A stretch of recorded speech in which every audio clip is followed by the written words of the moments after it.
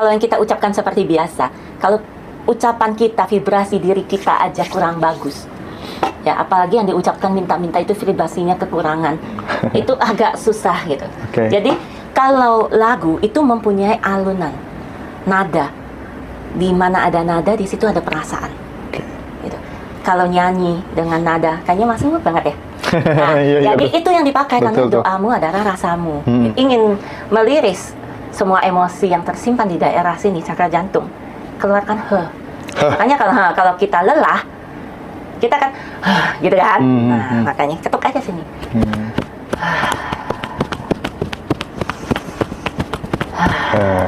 Kita kayak memberkati setiap cakra kita. Ini tekniknya Joe Dispenza. Setiap cakra kita tahu. Tapi kuncinya, syarat utamanya adalah feel kamu udah harus. Cara melatih hadir di sini saat ini yang sering dilakukan oleh Ci Ien. Saya sendiri dengan sadari nafas. Sadari nafas? Iya, saya sendiri. Sesering mungkin saya sadari nafas. Tapi kan nggak bisa konsisten terus gitu ya? Nggak bisa. Nggak bisa ya? Saya baca buku di ini Anthony de Mello, ya, yang Jalan Menuju Tuhan. Di situ tertulis bahwa seorang petapa, seorang yang hebat yang tiap harinya duduk buat meditasi, itu paling tahan 7 menit, Mas. Kita manusia umum biasa, umumnya hanya 3 detik, Mas. Jadi sangat wajar. Jadi teman-teman kalau untuk awal-awal mengamati nafas cuma 1 detik, 2 detik pikiran kemana-mana, udah nggak apa-apa, sabar. Dengan pelan-pelan kita latih terus. Itu nggak apa-apa, itu wajar gitu. Kan banyak ya yang bilang, waduh saat hening, saat meditasi kenapa pikiranku kemana-mana. Lah, kamu sadar itu. Pikiranmu lari, kamu sadar, itu udah bagus. Itu udah tahap pertama bagus. Tariklah kembali. Karena itu hal yang wajar, normal. Nanti lama-lama durasinya.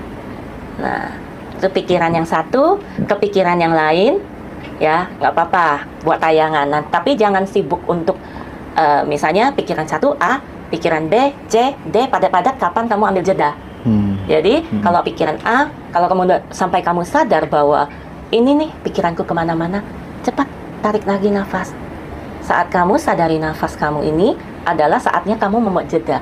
Pikiran itu akan off sebentar. Dia nggak bisa hadir di sini saat ini gitu karena ya. Dia akan sebentar aja. Jadi hadir di saat ini adalah cara untuk melumpuhkan pergerakan pikiran gitu kira-kira ya. Karena pikiran itu tuh sangat oke deh. Baik, di sesi ini aku kira cukup, Ci. Sekarang aku pengen lanjut ini ke doa sih ya. Doa dengan nada 10 kali lebih efektif dari doa yang seperti biasanya. Artinya ini mungkin agak relate dengan pengalamanku dulu gitu ketika ada lagu-lagu yang galau gitu ya. Liriknya itu aku ubah, Ci. Aku ubah sesuai yang aku mau, kehidupan yang aku mau gitu kira-kira ya. Dan itu aku bertahun-tahun dengan sangat serius. Bahkan sering meneteskan air mata gitu kira-kira ya. Aku pengen ini di breakdown gitu ya, biar teman-teman banyak yang sadar gitu bahwa lagu yang kita nyanyikan, kita hayati, kita resapi itu jadi mantra, jadi doa, jadi kenyataan gitu kira-kira. Gimana, Ci? Lagu itu mempunyai alunan musik. Ya. Mempunyai frekuensi. Kalau yang kita ucapkan, beda dulu ya, basic dulu. Kalau yang kita ucapkan seperti biasa, kalau ucapan kita, vibrasi diri kita aja kurang bagus, ya apalagi yang diucapkan minta-minta itu vibrasinya kekurangan, itu agak susah gitu. Jadi kalau lagu itu mempunyai alunan, nada, di mana ada nada di situ ada perasaan. Gitu. Kalau nyanyi dengan nada, kayaknya masuk banget ya. Nah, jadi itu yang dipakai karena doamu adalah rasamu, gitu. Rasamu adalah doamu, ya kan? Rasamu adalah doamu. Rasamu adalah doamu. Nah, kita dengan rasa, penuh rasa menghayati lebih mudah kalau kita menggunakan lagu. Setiap pagi dengerin lagu. Saya afirmasinya lewat lagu, Mas. Afirmasi lewat lagu. Iya, saya. Jadi saya buat afirmasi lagu. Jadi bisa kita doa, kayak semacam doa setiap pagi. Aduh, rasanya beda loh, Mas. Coba deh. Terutama pagi sama malam. Karena kalau begitu bangun tidur, ya, sama mau tidur, itu tuh gelombang otak kita kan agak turun. Lebih ke alfa, ke theta. Itu lebih mudah masuk. Kalau kata Dr. Joe Dispenza, saya baca bukunya, dia bilang, ketika kamu bangun, perhatikan apa yang pertama kamu pikirkan. itulah menjadi realita hidup kamu. Waduh. Benar. Jadi amati, ubah di situ. Kalau begitu bangun melek aja belum, tapi ketakutan udah ada, pikiran ketakutan semua udah ada. Itu yang harus diubah. Iya. Balik lagi ke lagu tadi. Jadi menyanyi itu ternyata ibarat doa itu lebih cepat terkabul dengan mudah gitu, berlipat-lipat gitu kekuatannya ya. Ya, karena dengan rasa, Mas. Dengan rasa, poinnya ya, dirasa masuk, tadi ya. Karena lebih masuk dibanding kita hanya berucap. Iya. Gitu. Tapi harus hati-hati ya memasukkan kata-katanya, liriknya gitu ya. Jangan sampai pengennya hidup bersama terus selamanya gitu ya. Tapi lagunya yang dilirik, sayangku akan hilang. Beda lagi ceritanya. Gitu, hilang beneran itu ya kira-kira ya. Tapi aku punya pengalaman yang real soal ini gitu. Jadi temanku tuh usianya udah hampir 30-an lah ya, 30-an, sama-sama belum nikah gitu. Terus kemudian aku kasih lagu, akhirnya ku menemukanmu, Naf gitu kan. Ya dulu waktu dia masih naik motor segala macam gitu sambil ngegas, ku berada gitu kan ya. Lagu-lagu Naf itu, jika nanti ku sanding dirimu, seolah-olah dia sudah sama orang yang dia cintai padahal belum punya calon, belum punya calon, seolah-olah dia duduk di pelaminan gitu ya. Wajahnya saya suruh gambarkan secara detail gitu. Karena sebelumnya saya praktek sehingga ketika saya ngomong itu ada vibes-nya gitu kira-kira gitu. Nah, Cik, aku aku udah acara pernikahan gitu hari ini aku gitu, 2 hari setelahnya temanku yang satunya, 2 hari setelahnya temanku yang satunya gitu. Wah, dari situ aku percaya betul gitu. Jadi pikiran yang selaras dengan perasaan itu terwujud jadi kenyataan gitu. Tahu nggak kenapa, Mas? Karena nyanyi itu rileks, Mas. Rileks. Coba, rileks itu penting kita rileks gitu ya. Penting gitu loh. Iya. Karena kita saat nyanyi, kita rileks kan? Gitu loh. Dengan kita rileks, udah vibrasi kita tentunya enak, bagus. Iya, bener. Sampainya yang tadi lapisan terakhir sampai ke alam semesta, lu rileks nih. Lu dapat nih. Apalagi saat itu dia nyanyi dengan penuh perasaan, mengambil energi saat ini, Mas. Betul. Itu powernya yang luar biasa. Powernya di situ. Jadi saat dia relax, dia bisa merasakan saat ini. Gitu. Ku berharap engkaulah. Itu gunanya lagu afirmasi. Gitu. Mas Indra udah punya? Belum, buatin dong. Boleh? Buatin nanti saya buatkan. Buatin 1 kalimat, 2 kalimat untuk teman. Kalau saya nanti khusus dong setelah klik ini gitu. Teman-teman mungkin yang bisa dibaca sebelum tidur gitu atau sesudah tidur gitu, rangkein dong Ci kira-kira redaksi kata-katanya bagaimana biar pokoknya kalau teman-teman pokoknya yang penting uang banyak gitu aja deh pokoknya gitu. Mas, gini loh. Saya biasa akan menghindari untuk membuat afirmasi buat orang lain. Oh gitu? Iya, karena kata-kata afirmasi itu paling baik adalah dari dirinya sendiri. Ya. Oke sih kalau aku gitu. itu ya bener banget. Kalau saya lebih ke kamu butuh poinnya apa. Kan ada yang memang tidak bisa membuat kata-kata tuh, Mas. Oke, kebutuhan kamu apa? Gitu. Ya. Wah, gitu. Menarik tuh. Menarik, aku bersyukur banget. Nah, itu bisa kok pesan di Ngaji Roso. Lah, teman-teman pesen ya. Teman-teman bisa pesen lagu afirmasi nanti dibuatin. Maunya apa gitu. Betul. Sesuai sama karakternya teman-teman dan itu dapat banget ketika nyanyiin gitu kira-kira. Dan lagu afirmasi itu di dalamnya ada nama kamu sendiri. Ucap nama sendiri. Mantap. Gitu. Ya, oke. Pokoknya teman-teman mau beli apa aja ada di Ngaji Roso ya. Iya, ketika kita menyebutkan nama kita itu lebih personal antara diri kita sama Tuhan. Itu loh, di dalam lagu itu penting sih. Aduh, keren banget nih, sumpah keren banget. Oke, aku lanjutkan ya, Ci ya. Jangan bosan-bosan, Ci. Tenang, Ci. Ya. Ini apa yang kita lakukan ini nampaknya kecil gitu, tapi ini menjadi jejak digital dan ini nanti akan ditonton oleh adik-adik kita, generasi-generasi kita selanjutnya biar makin bertumbuh, makin berkesadaran gitu ya. Ada keseimbangan antara finansialitas dan spiritualitas gitu. Jadi orang kaya juga bahagia gitu. Ya kan? Betul. Kadang kan kebalikannya gitu.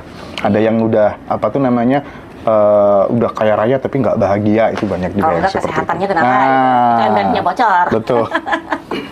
Ada nggak ini yang bisa dicontohin, Ci? Kira-kira 4 gerakan tubuh, mungkin kita yang sering lelah-lelah gitu ya, capek, perjalanan kemana-mana, gampang capek, gampang lelah, ada nggak gerakan-gerakan tangan tertentu gitu, mungkin yang bisa dipraktikkan ke teman-teman gitu, Ci? Oke. Praktis. Pertama, mesti tahu dulu kenapa kamu harus bergerak. Gitu. Karena di setiap ada gerakan, di situ ada frekuensi, ada vibrasi. Ya, kita bergerak berarti kita menggunakan ada energi ya, daya, kekuatan. Nah, setiap ada kekuatan, ada gerakan, ada getaran di situ. Ya, getaran, ada frekuensi. Itu bisa mengubah diri kita. Itu dulu yang penting. Ya. Nah, berikutnya mau gerakan tergantung kita mau apa, gimana dulu Mas. Tujuannya apa Mas? Ya biar nggak gampang lelah gitu. Saat kita gampang lelah gitu. Kalau lelah kan lebih ke sini ya Mas ya. Gimana tuh? Bisa sambil keluarkan. Kalau lelah, gitu ya? Kalau lelah gimana? Keluar pasti nadanya.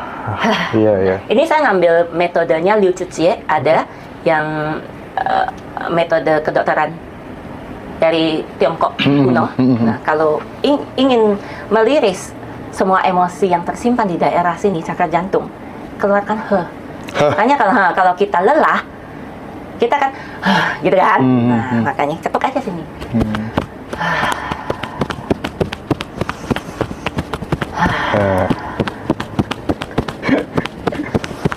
Aku sering kok. Gitu ya. Kalau lelah. Oke. Habis itu kita bentuk ini, tepuk ini. Tepuk aja. Pelan.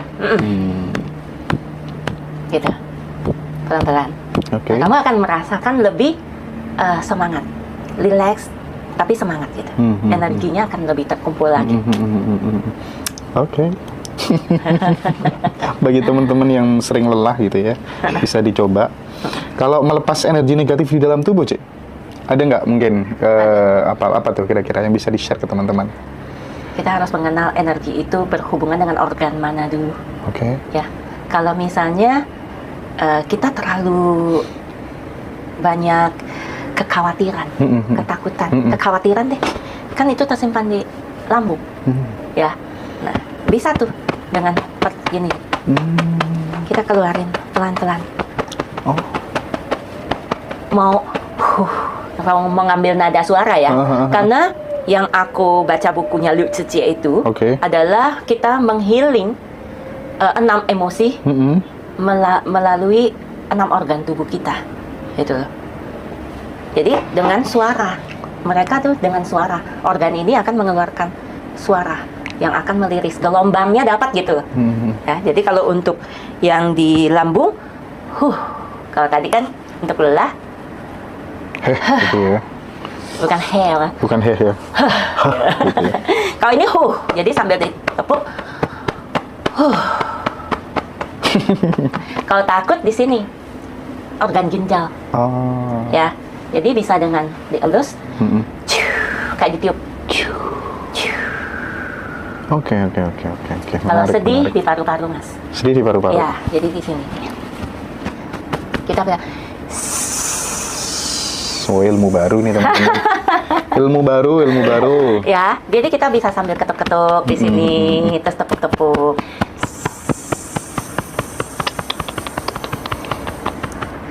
Kalau marah di liver, di bagian liver. Kalau ini gitu ya. Terus kalau saldo menipis dan diketuk-ketuk yang mana?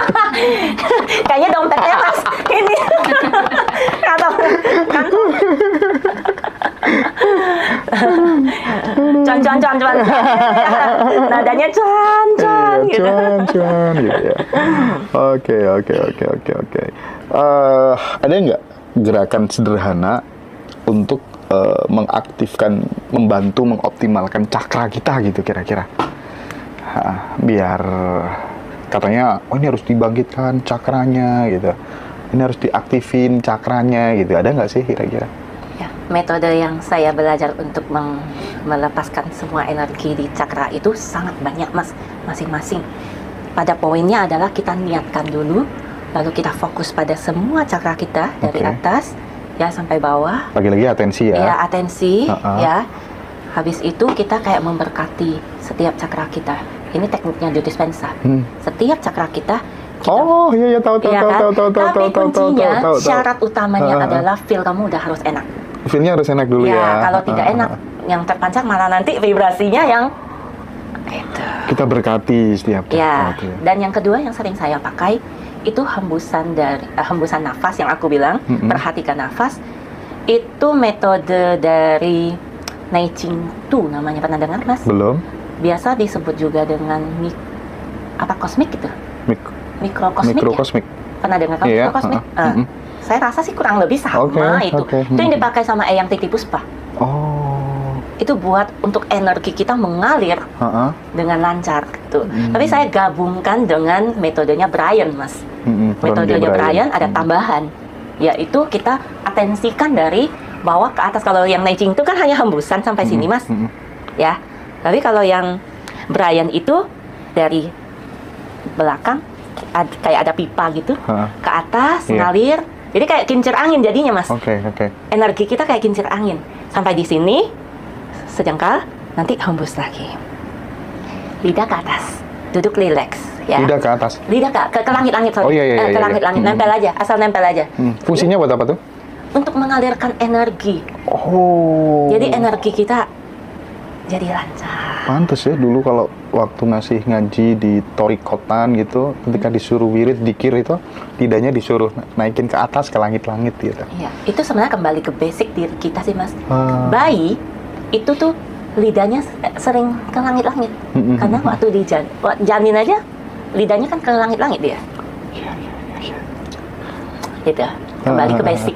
Iya, kembali ke basic. Dan itu katanya fungsinya untuk mengalirkan antara atas sama bawah, depan sama belakang. Gitu loh, supaya terhubung.